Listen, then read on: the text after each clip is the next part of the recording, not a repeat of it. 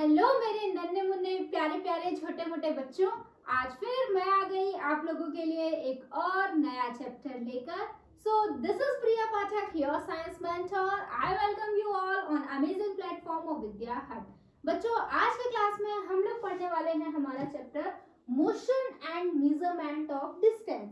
ठीक है बेटा, मोशन मोशन आपको पता है ना, किसी भी चीज का एक जगह से दूसरी जगह पर जाना, इसको हम क्या बुलाते हैं? मोशन बुलाते हैं। जब कोई चीज मूव कर रही हो तो हम कहते हैं वो चीज मोशन में है, राइट। उसकी पोजीशन चेंज हो रही हो, है ना। मैं यहाँ खड़ी हूँ, थोड़ी देर बाद यहाँ पहुंच जाऊं तो मेरा मोशन हुआ ना। मैं पहले पीछे थी, अब मैं आगे आ गई, है ना। तो ये सभी मोशन के बारे में हम पढ़ने वाले हैं हमारे इस चैप्टर में। और हम देखेंगे कि ये जो डिस्टेंस होती है ना, डिस्टेंस मतलब क्या आपको पता होगा, रास्ता जो हम चलते हैं, है ना। वो डिस्टेंस कैसे मेजर करते हैं, हमारी रास्ते को हम लोग मेजर कैसे करते हैं, है ना। मेजर मतलब हम नापते कैसे हैं, राइट। तो इस चैप्टर में हम लोग क्या सीखेंगे कि मोशन क्या होता है। तो मोशन में क्या होता है, किसी भी चीज की पोजीशन चेंज होना, जगह चेंज होना। कोई चीज अगर मूव कर रही है तो वो मोशन है।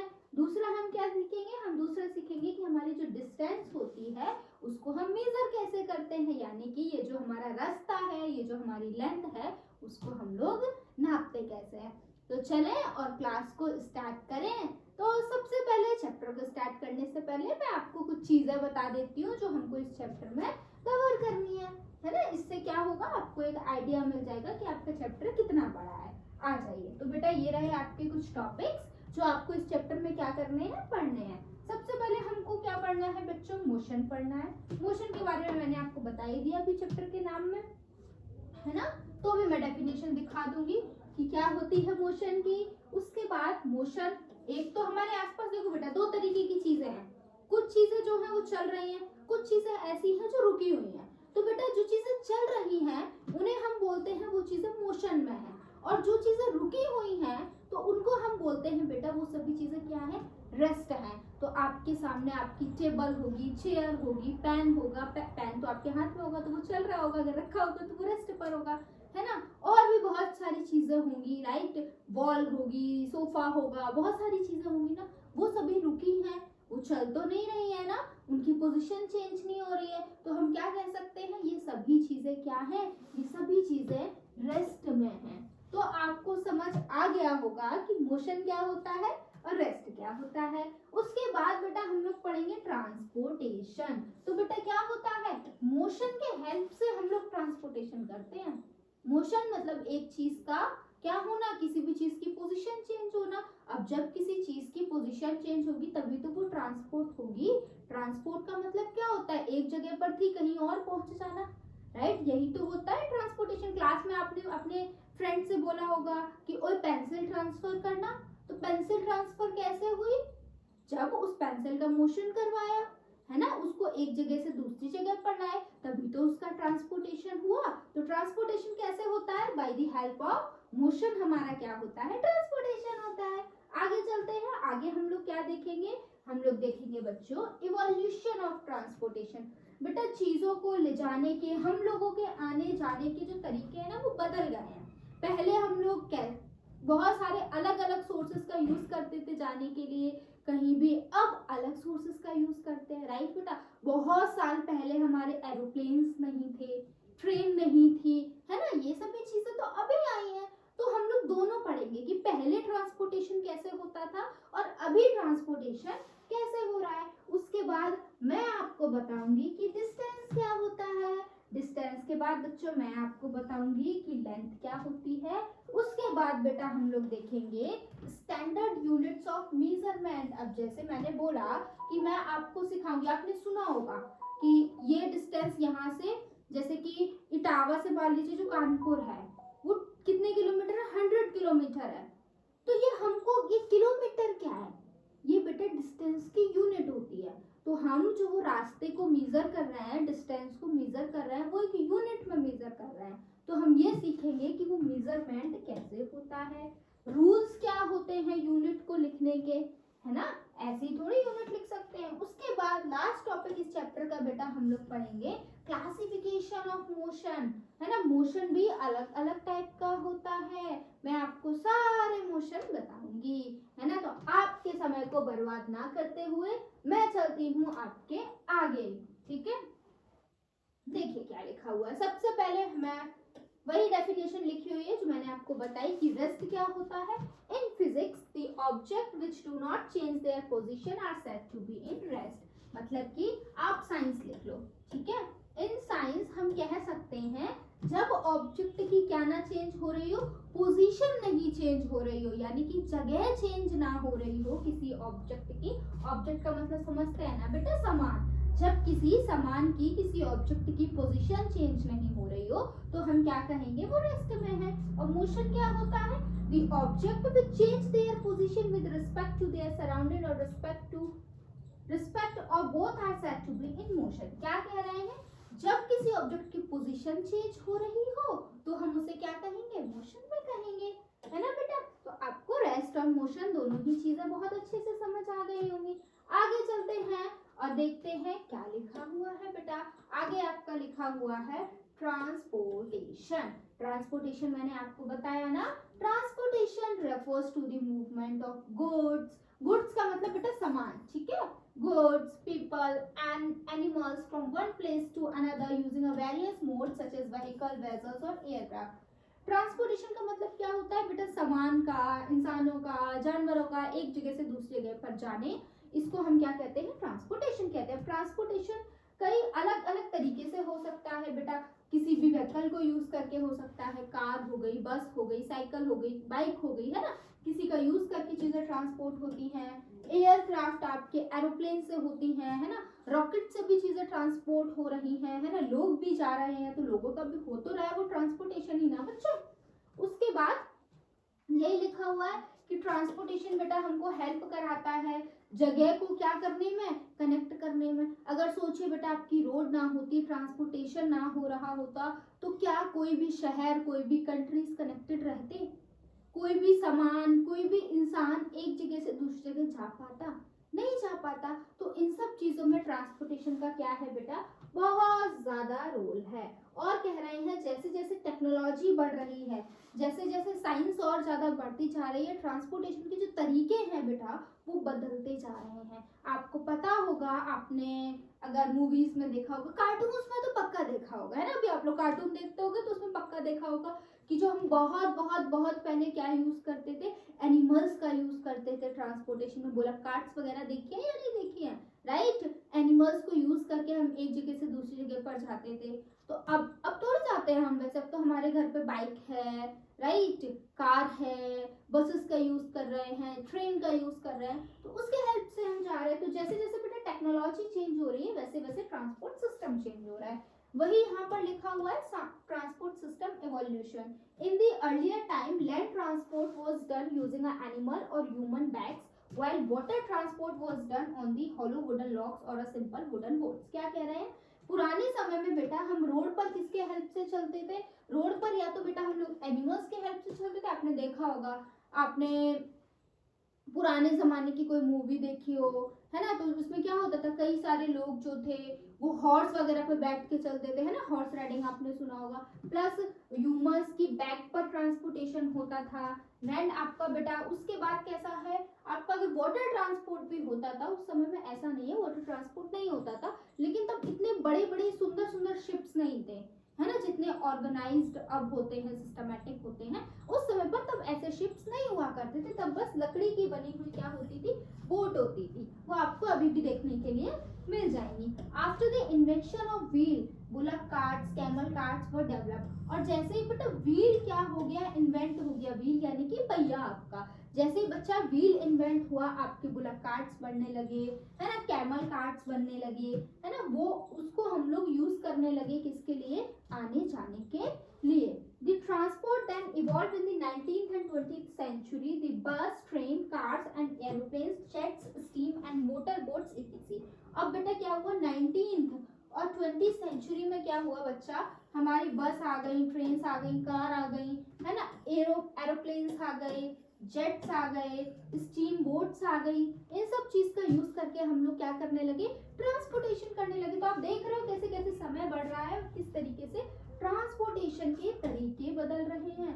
उसके बाद आपका एक और टॉपिक था डिस्टेंस। डिस्टेंस क्या होता है, जब हम बेटा एक जगह से दूसरी जगह जाते हैं तो कुछ रास्ते को तय करते हैं ना, करते हैं या नहीं करते हैं। आप अपने घर से एक अपनी बगल वाली शॉप तक गए तो आपने कुछ दूरी तय करी ना, तो वही डिस्टेंस होता है। क्या होता है? डिस्टेंस होता है। डिस्टेंस का मतलब क्या होता है? पाथ, रास्ता, पाथ बुलाते हैं, ठीक है, रास्ते को।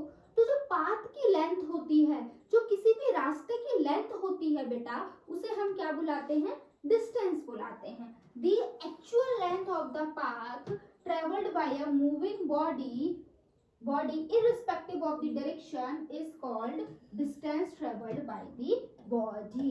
ठीक है, आपका जो डिस्टेंस है हम किस में मेजर करते हैं बेटा? ऐसा यूनिट मीटर है। आपको मीटर में ही तो मेजर किया जाता है। अगर बहुत बड़ा डिस्टेंस है तो हम उसको किलोमीटर में मेजर करते हैं, पास का डिस्टेंस है तो हम उसे मीटर्स में मेजर करते हैं, है ना बेटा। ऐसे ही तो बोलते हैं कि वो जो शॉप है वो इतने मीटर है घर से, है ना, या इतने किलोमीटर है घर से। तो ये डिस्टेंस की कुछ यूनिट होती है जिसमें हम क्या करते हैं, हम बताते हैं कि कितना क्या है, कितना रास्ता हमको तय करना है, कितनी लेंथ हमको पाथ की कवर करनी है। ठीक है बेटा, आगे आ जाइए। Length tell us how long an object is. ठीक है, लेंथ हमको क्या बताती है कि कोई भी चीज कितनी लंबी है। अब चाहे वो रास्ते की लेंथ हो, चाहे वो आपकी किसी और सामान की लेंथ हो, लेंथ हमें क्या बताती है बेटा? लेंथ हमें लंबाई बताती है। Measurement is comparison on an unknown quantity with an known quantity. Measurement का मतलब क्या होता है बेटा? किसी भी चीज की क्वांटिटी पता करना कि कोई चीज कितनी है ना। जैसे कि मान लीजिए आप कोई कुछ, आप मान लीजिए साड़ी लेकर आए, तो हम देखते हैं ना, कभी कभी नापा है साड़ी को, कभी चेक करते हैं ना उसकी लेंथ कितनी है। तो मेजरमेंट का यही भी होता है कि किसी भी चीज की क्वांटिटी को पता करना। और कैसे पता करते हैं? किसी एक नोन क्वांटिटी से पता करते हैं, जिसकी हमको पता हो क्वांटिटी कि ये इतनी है, तो उसी से तो कंपेयर करते हैं। That is measurement. तो अगर हम हमारे रास्ते को मेजर कर रहे हैं, किसी और चीज को मेजर कर रहे हैं, तो उसको भी हम किसी से कंपेयर करके मेजर कर रहे हैं, या फिर हमने उसको मेजर कर रखा है पहले से, तभी हम बोल पा रहे हैं कि यहाँ से यहाँ तक की दूरी इतने किलोमीटर की है। ठीक है बेटा, measurement consist of two parts, a number and a unit. Measurement के लिए बेटा दो पार्ट चाहिए होते हैं, एक नंबर होता है, दूसरा यूनिट होती है। जैसे कि मैंने बोला 10 किलोमीटर, मैं बोल रही हूँ मेरे घर से मार्केट 10 किलोमीटर है, तो एक 10 है और एक क्या है? किलोमीटर है। 10 इज अ नंबर और किलोमीटर इज अ यूनिट। तो मेजरमेंट करने के लिए हमको दो चीजें चाहिए, एक हमारा नंबर और दूसरा हमारा unit. Depending upon the unit the number changes. अब यूनिट कौन सी हम लोग ले रहे हैं, इस बेसिस पर जो आपके नंबर्स होते हैं बेटा वो बदलते रहते हैं। मीटर छोटी यूनिट होती है ना, तो उसके लिए अलग होंगे। मीटर जो होती है वो छोटी यूनिट होती है, किलोमीटर बड़ी यूनिट होती है। तो यूनिट हम कौन सी ले रहे हैं, इस बात पे आपका नंबर डिपेंड करता है। Standard unit of measurement. Scientists all over the world have accepted a set of standard unit for measurement. क्या कह रहे हैं? पूरी दुनिया के जितने भी साइंटिस्ट हैं, सबने यूनिट्स को, सभी ने मतलब मेजरमेंट के लिए एक स्टैंडर्ड सिस्टम ऑफ यूनिट को डिसाइड कर रखा है। मतलब कि हम सबने पहले ही डिसाइड कर रखा है कि डिस्टेंस को हम हमेशा मीटर और आपका किलोमीटर में मेजर करेंगे, मास को हम हमेशा केजी और ग्राम में ही मेजर करेंगे। तो ये बात मैं नहीं बोल रही हूँ, मैंने नहीं तय किया है कि डिस्टेंस को इसमें मेजर करना है, मास को इसमें करना है।